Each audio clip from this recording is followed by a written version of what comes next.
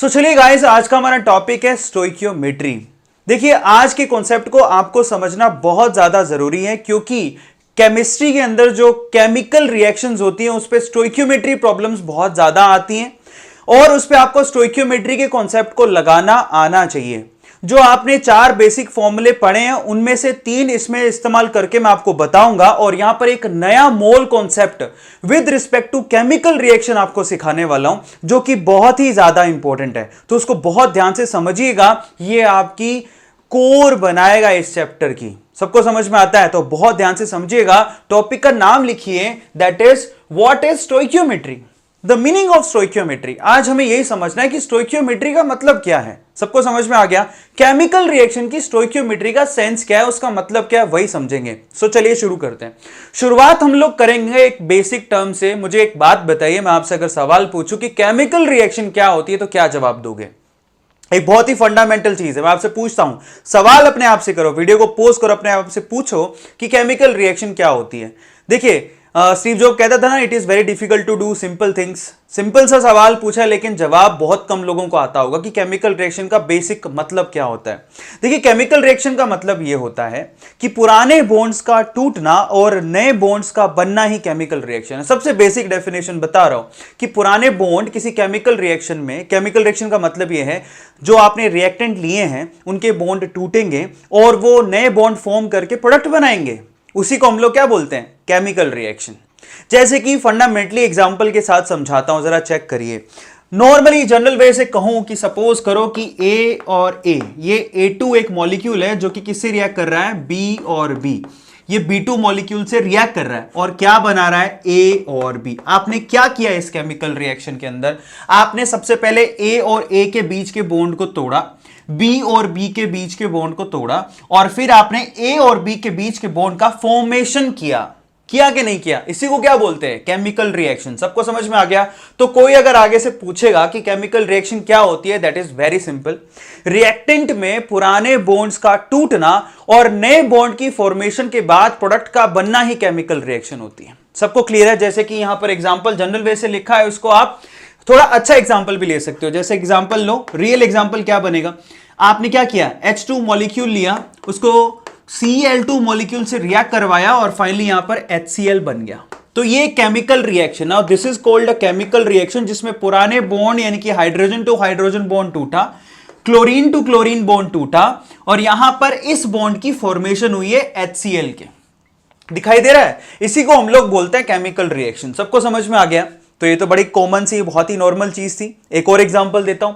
Suppose कीजिए कि आपने यहां पर क्या लिया है? अगेन H2 लिया और आपने यहां पर O2 लिया। O2 सबको पता है 2 ऑक्सीजन के बीच में डबल बॉन्ड होता है और यहां पर H2O का फॉर्मेशन हुआ। ये देखिए, ये H2O का फॉर्मेशन हो गया। अब इस केमिकल रिएक्शन में क्या हुआ है? हाइड्रोजन टू हाइड्रोजन बॉन्ड टूटा, ऑक्सीजन टू ऑक्सीजन बॉन्ड टूटा और यहां पर ऑक्सीजन और यहां पर 2 हाइड्रोजन के बीच में आपस में बॉन्ड की फॉर्मेशन हुई है जिससे वाटर का मॉलिक्यूल बना है। इसी को क्या बोलते हैं? Chemical reaction. चलिए, ये तो आप समझ गए कि केमिकल रिएक्शन क्या होता है। ये तो सबको समझ में आ गया। कॉपी के अंदर लिख लो, केमिकल रिएक्शन का मतलब होता है ओल्ड बॉन्ड्स ब्रोकन, ठीक है, and new bond formation, new bonds formation is called chemical reaction, formed is called chemical reaction। सबको समझ में आ गया? नॉर्मली यहां पर मैंने लिख दिया old bond broken and new bond formation और formed is called chemical reaction. सबको समझ में आ गया? नॉर्मली समझा रहा हूं, क्लियर है सब लोगों को? अब हम चलते हैं आगे। केमिस्ट्री पढ़ रहे हैं, ध्यान से इसको समझिएगा। चलिए, अब ये तो हमें समझ में आ गया। अब दूसरे सवाल का जवाब दीजिए। ये तो हमने समझ लिया। दूसरा सवाल ये है, जरा समझिएगा। आप सब लोगों ने कंजर्वेशन ऑफ मास लॉ पढ़ा होगा। मैं यहां लिखता हूं conservation of mass law, conservation, ठीक है, ऑफ मास लॉ। ये क्या कहता है आपसे, जरा बताइए मुझे। ये आपने किधर पढ़ा होगा? 9th 10th स्टैंडर्ड में पढ़ा दिया जाता है। ऑलमोस्ट सभी के स्टेट लेवल, CBSE सब में कंजर्वेशन ऑफ मास लॉ पढ़ा दिया जाता है। जरा सोचिए वो क्या कहता है। कंजर्वेशन ऑफ मास लॉ ये कहता है कि किसी भी केमिकल रिएक्शन में मास can neither be created nor be destroyed. किसी भी केमिकल रिएक्शन में आप ना तो मास को क्रिएट कर सकते हो, आप ना ही मास को डिस्ट्रॉय कर सकते हो। सबको समझ में आ गया? दोबारा समझाऊं? आ गया समझ में? सिंपल है। अब किसी भी केमिकल रिएक्शन में ना तो मास को क्रिएट किया जा सकता है, ना ही मास को डिस्ट्रॉय किया जा सकता है, तो फिर यहां पर क्या किया आपने, जरा सोचिए। मतलब यह है कंजर्वेशन ऑफ मास लॉ ये कहता है कि आप जितना रिएक्टेंट लोगे प्रोडक्ट उतना ही मिलेगा मास के रिस्पेक्ट में। सबको समझ में आ गया? सिंपल सी बात बोली जाती है। ओवरऑल सारी चीजें बैलेंस्ड निकल के आएंगे, जितना लोगे उतना ही मिलेगा, यही कहानी है। लेकिन आपने जरा सोचिए इन दो केमिकल रिएक्शन, इनफैक्ट इन तीन केमिकल रिएक्शन में क्या किया। इसमें तो आपने मास को डिस्ट्रॉय करता हुआ दिखाया है। जरा चेक करो, यहां पर बताइए कि इस तरफ ए कितने हैं, 2, उस तरफ कितना निकल के आया, सिर्फ 1, तो किधर गया ए? मास का मतलब क्या हुआ, नंबर ऑफ एटम्स। अगर नंबर ऑफ एटम इक्वल होंगे तो मास भी इक्वल ही होगा, सिंपल सी बात है। तो यहां पर तो ए 2 है जबकि यहां पर ए 1 ही है, तो आपने तो एक ए को डिस्ट्रॉय कर दिया, इसी तरह से एक बी को भी डिस्ट्रॉय कर दिया। नीचे आ जाओ, यहां पर 2 हाइड्रोजन 2 क्लोरीन है, लेकिन यहां पर एक ही हाइड्रोजन और एक ही क्लोरीन है, इसका मतलब आपने यहां पर भी मास को डिस्ट्रॉय कर दिया, नीचे वाले में भी मास को डिस्ट्रॉय किया, क्योंकि यहां पर ऑक्सीजन 2 है और यहां पर तो एक ही, आपने तो मास को डिस्ट्रॉय कर डाला। इसका मतलब यहां कुछ ना कुछ गड़बड़ है। अब इसके लिए आप क्या करोगे, इसी के लिए आप लोग बैलेंसिंग का सहारा लेते हो। याद रखिएगा, you have to balance a chemical reaction, ठीक है, you have to balance a chemical reaction. किसी भी केमिकल रिएक्शन को बैलेंस करना पड़ता है just because of to satisfy the conservation of mass law. Nuclear reaction को छोड़ दें तो उसके अलावा जितनी भी रिएक्शंस हैं उसके अंदर आप बैलेंसिंग क्यों करते हो, just to satisfy the conservation of mass law. Conservation of mass law को सेटिस्फाई करने के लिए आपको बैलेंसिंग करनी पड़ती है। बहुत सारे बच्चों को पता ही नहीं होता कि आप किसी भी केमिकल रिएक्शन को बैलेंस करते क्यों हो। किसी भी केमिकल रिएक्शन को बैलेंस किया जाता है कंजर्वेशन ऑफ मास लॉ को सेटिस्फाई करने के लिए। अब उसके लिए आपको कभी भी, कई बड़े होशियार होते हैं केमिस्ट्री के अंदर, बहुत ऐसे बच्चे देखे मैंने, क्या करते हैं, अच्छा बैलेंस करना है तो क्या करेंगे पता है, यहां पर है ना मॉलिक्यूलर फॉर्मूला ही चेंज कर देंगे। यहां पर क्या आपसे पूछा कि भैया यहां पर है H2, यहां पर है O2 और यहां बना रहे हो H2O।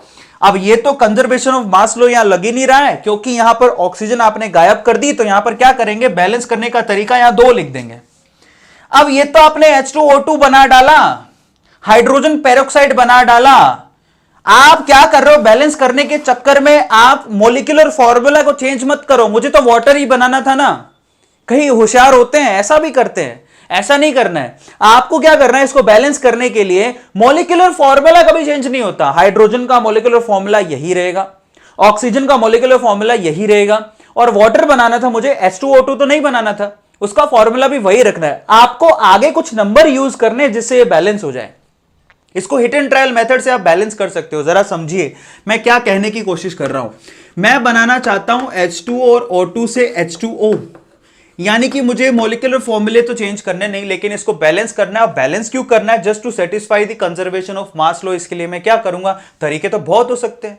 किसी भी केमिकल रिएक्शन को बैलेंस करने के तरीके हजारों हैं, समझ में आ गया। तो उसके लिए कोई मनाही नहीं है, आप उसको कैसे भी बैलेंस करो। जैसे कि इस केमिकल रिएक्शन को मैं यूं भी बैलेंस कर सकता हूं कि मैं यहां हाफ लिख दूं, बैलेंस हो गया, कोई मनाही नहीं है, बिल्कुल सही है। सबको समझ में आ गया। जरा ध्यान से इसको चेक करिएगा कि यहां पर एक हाइड्रोजन का मॉलिक्यूल और आधा आपने ऑक्सीजन का मॉलिक्यूल लिया है, जिससे आपको एक H2O का मॉलिक्यूल मिल गया, ये बैलेंस हो गया। आप जरा चेक करो, सारे एटम भी बैलेंस है। बताइए इस तरफ रिएक्टेंट की तरफ हाइड्रोजन कितने हैं, 2, इस तरफ कितने हैं, 2, ऑक्सीजन एटम कितने, एटम बैलेंस करने होते हैं, ये भी ध्यान रखिएगा। एटम शुड बी बैलेंस्ड, आपको बच्चों एटम बैलेंस करने हैं। सबको समझ में आ गया, क्लियर है सब लोगों को।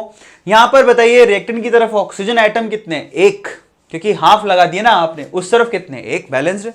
कई बच्चे इसको यू भी बैलेंस करेंगे, तो यहां पर H2 2 लगाएंगे, यहां पर एक ऑक्सीजन मॉलिक्यूल लेंगे और यहां पर 2 H2O। अब भी ये बैलेंस है।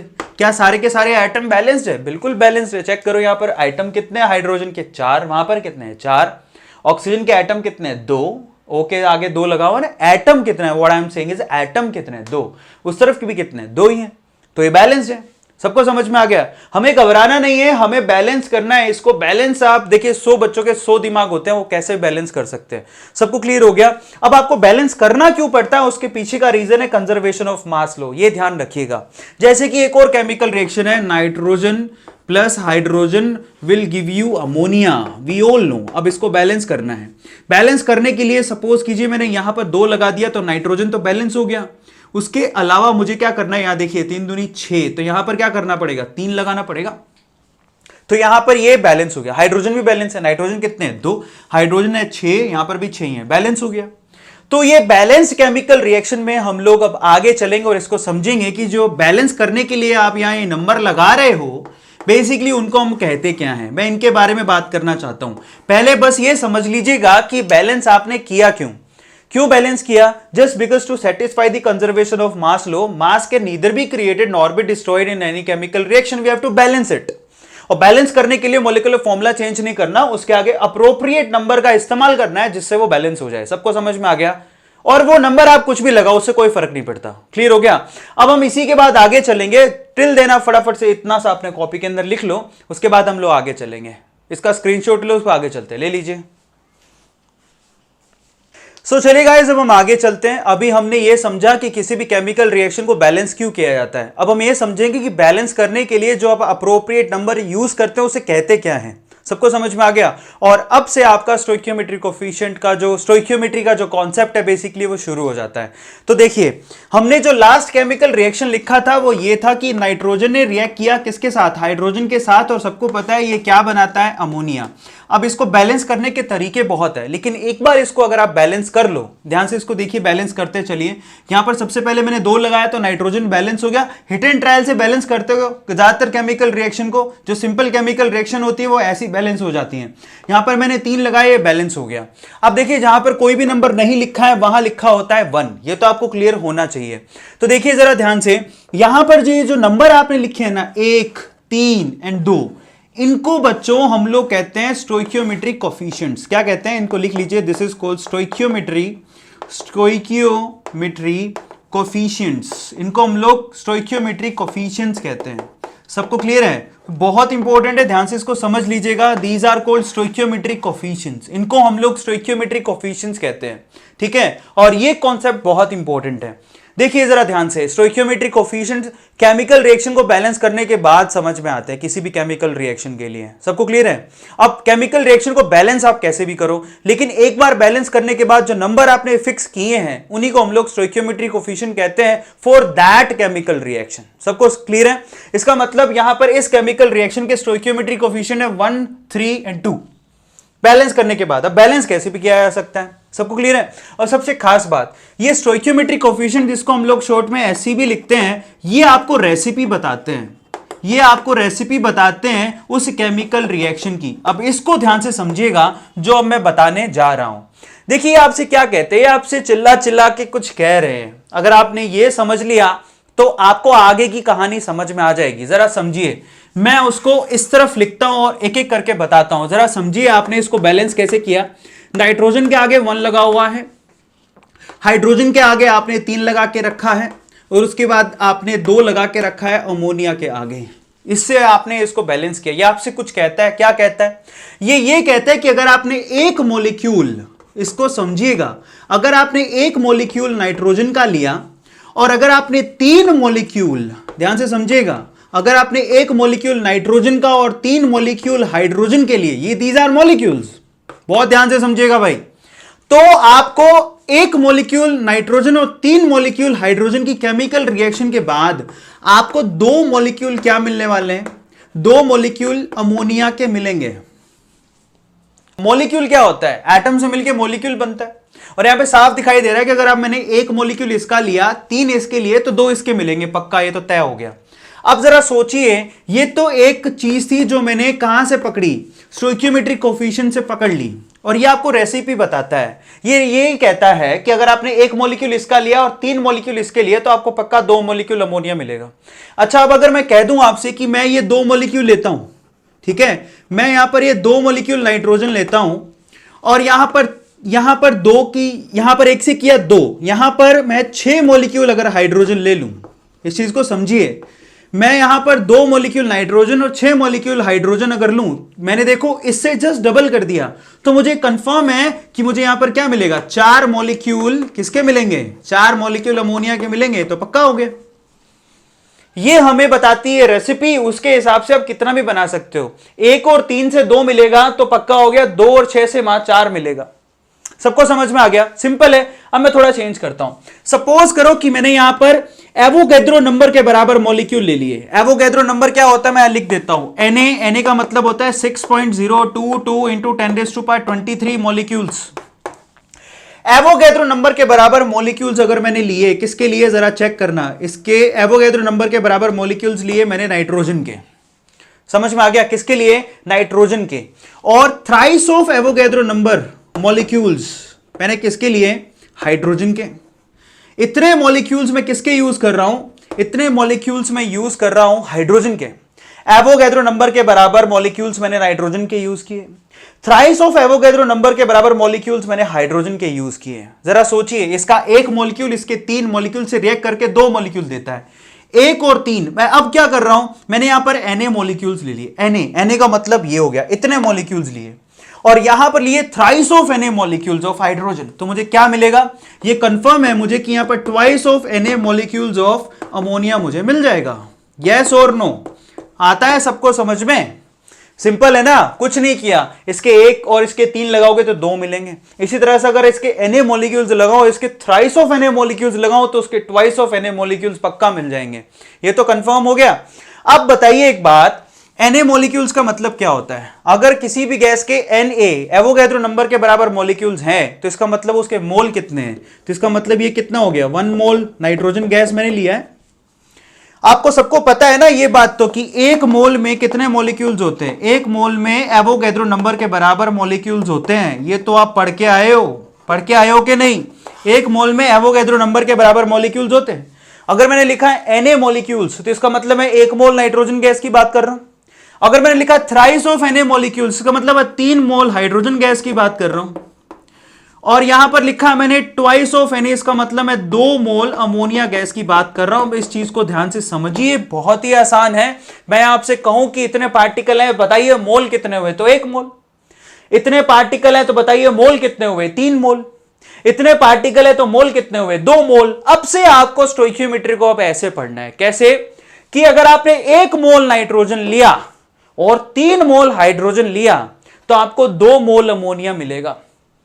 दोबारा बोलता हूं, अगर आपने 1 मोल नाइट्रोजन लिया, 3 मोल हाइड्रोजन लिया तो आपको 2 मोल क्या मिलने वाला है? अमोनिया। अब इस तरह से आपको इसको पढ़ना। 1 मोल का मतलब समझ लीजिए कि आपने कितने लिए हैं? 6.022 इंटू 10⁻23 इतने पार्टिकल्स नाइट्रोजन के लिए, इसके 3 टाइम पार्टिकल्स हाइड्रोजन के लिए, तो आपके इसके 2 टाइम पार्टिकल अमोनिया के मिल जाएंगे।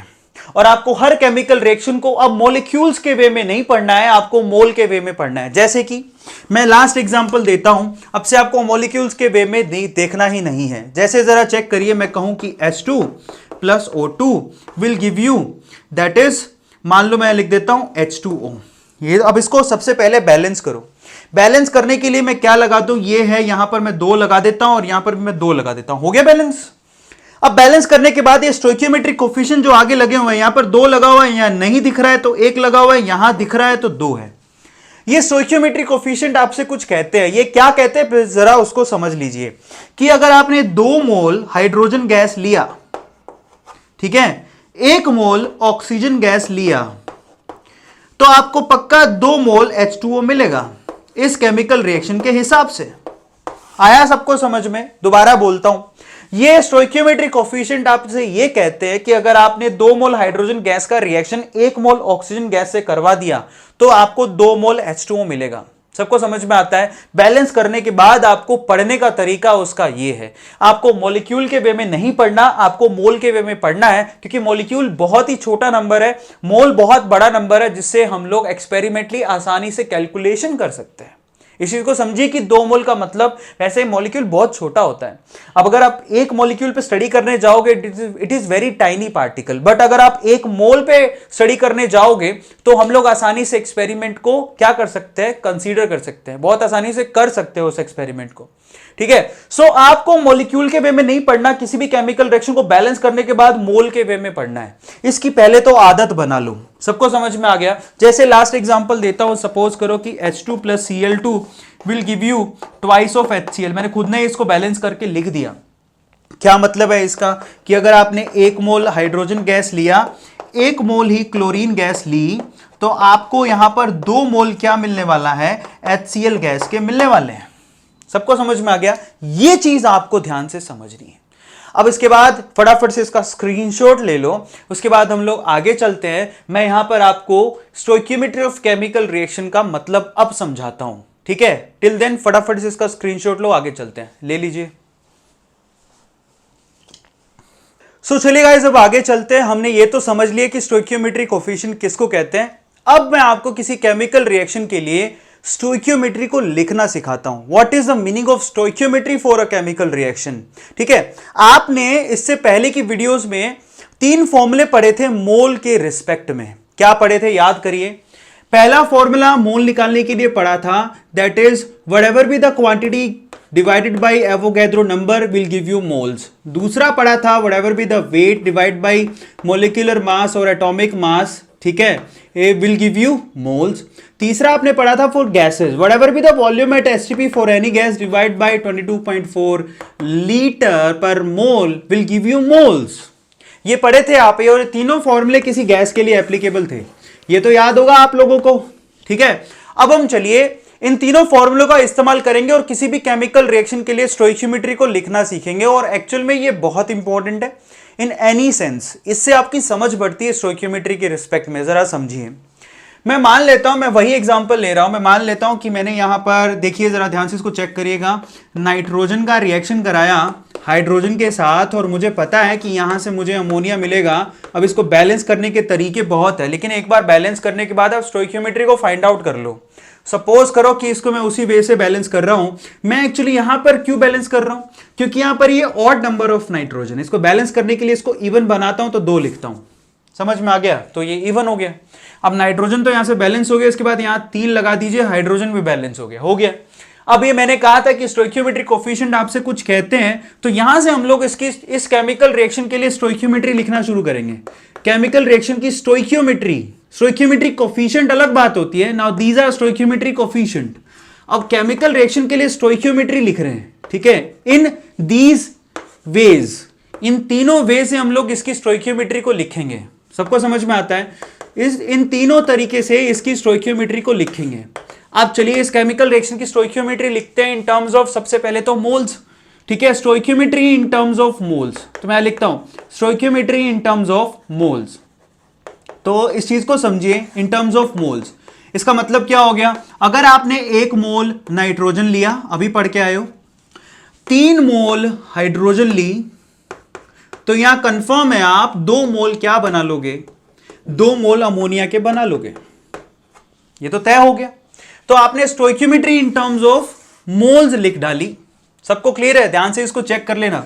स्टोइकियोमेट्री इन टर्म्स ऑफ मोल लिख डाली, और ये कहती है अगर आपने 1 मोल नाइट्रोजन लिया, 3 मोल हाइड्रोजन लिए, तो 2 मोल अमोनिया के मिलेंगे। ये कंफर्म हो गया, रेसिपी मालूम पड़ गई। अच्छा, अब 1 मोल में सबसे पहले आते हैं क्वांटिटी पर, तो stoichiometry in terms of quantity. चलिए stoichiometry in terms of quantity क्यों लिख देता हूं। क्वांटिटी के वे में कैसे लिखोगे बताओ? 1 मोल में कितनी क्वांटिटी होती है किसी भी गैस की? अब देखिए ये सब गैसेज हैं, ये गैस है, ये भी गैस है, और हमें पता है कि अमोनिया भी गैस होती है। सो 1 मोल में कितनी क्वांटिटी होती है? एवोगैड्रो नंबर के बराबर। सो Na मॉलिक्यूल्स, अगर आपने किसके लिए, इसको देखो, Na मॉलिक्यूल्स ऑफ नाइट्रोजन, जब thrice of Na molecules of, ये भी पढ़ के आए हो, thrice of Na molecules of hydrogen से रिएक्ट करेंगे, ठीक है? देखिए 1 मोल में मॉलिक्यूल्स होते हैं Na, तो 3 मोल में कितने होंगे? Thrice of Na। ये रिएक्ट करके ट्वाइस ऑफ Na मॉलिक्यूल्स किसके बना लेंगे? अमोनिया के। ये भी आप पढ़ के आए हो, वैसे मैंने बता दिया कि stoichiometry in terms of molecules कैसे लिखे, क्वांटिटी कैसे लिखी जाती है। सबको क्लियर हो गया? क्वांटिटी के टर्म में ऐसे लिखोगे स्टोइकियोमेट्री को। अच्छा, आप तीसरा, आप एक और देखो, आप और भी लिख सकते हो। तीसरा कौन सा लिखेंगे? In terms of weight. तो मैं लिखता हूं stoichiometry in terms of weight, in terms of weight, W। अब जरा सोचिए कि 1 मोल नाइट्रोजन है, 3 मोल हाइड्रोजन, तो वेट कितना हो गया? 1 मोल नाइट्रोजन का वेट उसके मॉलिक्यूलर मास के बराबर है। आप रख के देखो, वेट निकालना है moles into molar mass. Nitrogen का मोलर मास, 1 नाइट्रोजन के ऊपर कितना होता है? 14, तो 2 का हो गया 28। तो यहां पर 28 ग्राम आपने लिया। 28 ग्राम अगर आप नाइट्रोजन का रिएक्शन कराओ, जरा देखो, 1 मोल नाइट्रोजन मतलब 28 ग्राम नाइट्रोजन। अगर आपने 28 ग्राम नाइट्रोजन का रिएक्शन करवा दिया बच्चों, अब देखो मैं यहाँ प्लस लिख रहा हूं, ये बहुत इंपॉर्टेंट चीज है, ध्यान से उसको चेक कर लेना। अगर मैंने 28 ग्राम नाइट्रोजन का रिएक्शन, 3 मोल हाइड्रोजन का मतलब क्या हो गया जरा चेक करो, 3 मोल का मतलब 6 ग्राम, 6 ग्राम हाइड्रोजन से हो गया।